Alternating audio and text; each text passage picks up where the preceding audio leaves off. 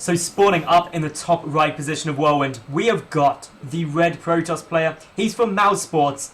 He is Mana. And his opponent down in the bottom left, the blue Zerg from Team Western Wolves, it's Sortof. I'm very slightly worried because Sir Scoots is threatening me with a butter knife. I've heard rumors about what that man can do with a butter knife. Apparently he's a really useful guy to have around at breakfast. So, yeah, I'm a little bit scared, to be honest. But just to let you guys know, we should really see some Suppy games a little bit later on. So what's happening is Suppy's currently playing Naniwa, who was also delayed because he was playing against Sortof.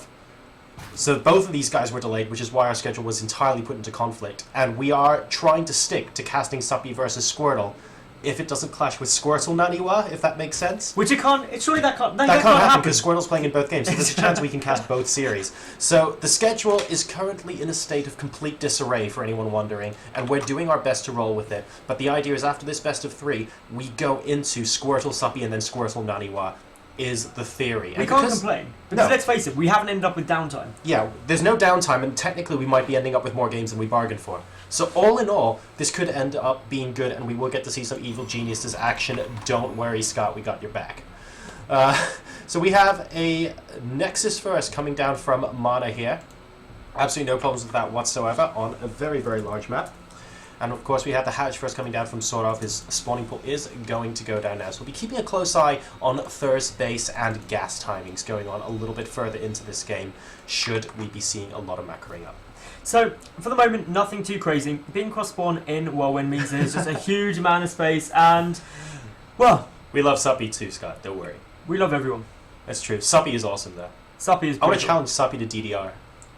Oh... I think I've got a good edge there. You can't until you agree that you will have a game of DDR against Snoot. Okay. No, man. Snoot's a national champion at DDR. For anyone wondering what the reference I'm making to here, and it's okay for you to paste this in the chat. If you search for JoRoSaR Bling DDR on YouTube, that'll give you an idea. And I wish I was there. And I think Suppy plays DDR as well, which is why I really want to challenge him. But for the record, Snoot is a former national champion at DDR. That guy, the things he can do with his feet when he's not microing Zerglings like a boss, you don't want to mess with Snoot, man. He's good. Imagine if you could have, do you remember, which, peripheral manufacturer was it who brought out, a foot pad? Oh, I remember that. That was weird, man. You could, use it to micro and stuff if you... You could micro to foot pads like shift and control. I think it was called the Protoss foot pad. If you hit it with your left foot, it selected your entire army. And if you hit it with your right foot, it A moves, and all you need then is the F key on your keyboard, and you'll be fine. True story. That's how it all works. So yeah, anyway, at the moment, this game, nothing too much crazy is happening. We've got a hatchery coming down here for Sortof. It's his third one, because 3's a crowd. But yeah, anyway, we've got, up for Mana, just a nice wall off coming down at his natural. Things looking fairly normal, and until that cyber core is finished up, until we get to see if there's any third or fourth gas timings, we won't really be able to predict accurately what Mana could do. But if we were musing and going, okay, what are things that are possible? Stargates on Whirlwind, not too bad. There's some dead space, but it's not the perfect spawn positions for that. Immortals, another potential thing coming down, and robotic facility relatively early.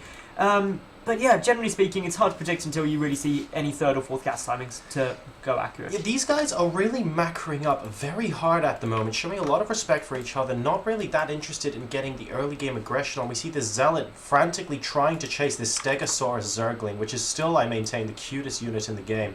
But he will not be able to do that for now. But it is on attack move, which means if the Zealot comes in, don't do it, Zergling, don't do it. It's really not worth your life. It's not... Oh, that was close. That Zergling was about to commit suicide, but fortunately getting out of the way of that Zealot. And now there are 5 more Stegosauruslings, and all of a sudden it's a massive party.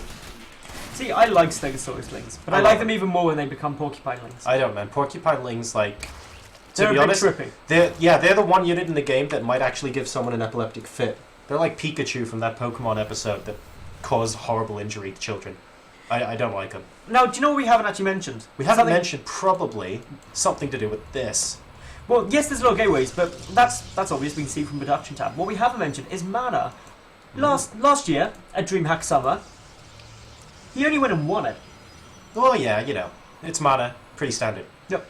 But no, seriously, guys, this guy is very, very good indeed. And we're going for a very massive gateway-based attack. Now, note that this Overlord here from SortOf would technically scout all the gateways if Mana let him.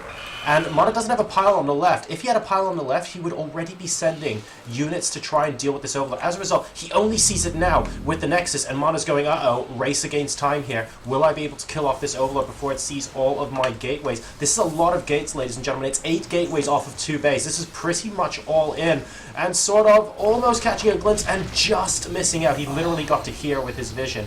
So he might be able to smell that something is up right now, but there's a mothership core. That's the problem. Yeah. He's going to know that something not quite right is happening, but until you know which not quite right thing it is, it can be quite awkward to try and defend against it. So in that little dark area in the corner of SortOf's vision, there could be anything from Robos, Dark Shrines, Stargates to 8 gateways. Oh, and the Overlord catches just a peek of these units sort of chilling out over here, and a lot more warp-ins occurring on the low ground. Mana is going for it right now. He needs to make sure he builds a couple more pylons. Almost getting supply block there, but not quite. A lot of units now going to be going towards the natural expansion. SortOf, he's onto creep now. SortOf knows exactly what's coming. He's going, uh-oh, mothership core, lots of gateway units. I know what this is. Can I defend against it? Do I have the units? 5 roaches in production. They're going to be nowhere close to enough to defend against this, mate. No, this is going to be exceptionally difficult for SortOf to hold. Nice force as well, blocking out the third production from the natural base. The Roaches taking a little bit of fire, more reinforcements on their way through. Actually, good surface areas. Some sentries are getting taken down here. Force fields, you've got to throw them down. More stalkers are coming in too. That's going to help. A time warp being utilized here. Drones fighting zealots.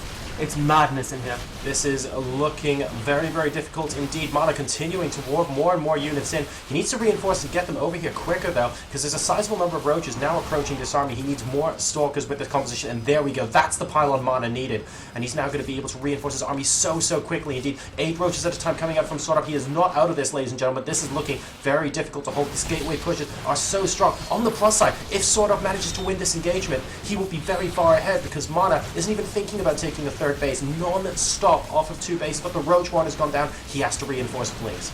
Yeah, this is going to be, to be honest, this is not going to be an easy hold for SortOf. It's going to take Nana miracle to be able to hold this off. Mana is just powering forward. The Roach numbers are just not there. So many Stalkers now banking up, and with the Roach one dead, he can't even get any more out. It's only Zerglings, and that's why the reinforcements for Zealots. Exactly. Mana can now use Zealots as his chief reinforcement unit, because there are only going to be Lings here, and Zealots will do a lot more. So as this battle goes on, Mana's army will be increasingly effective against what SortOf has to throw at him. And that's a massive problem for SortOf right now, but there's nothing he can do other than make Lings. He doesn't have the Roach Warren complete yet. He is building another one. These Lings get a decent surround off on the Stalkers, but the numbers are just looking too great. Mana, 95 supply versus 75, and SortOf is on his last legs. GG.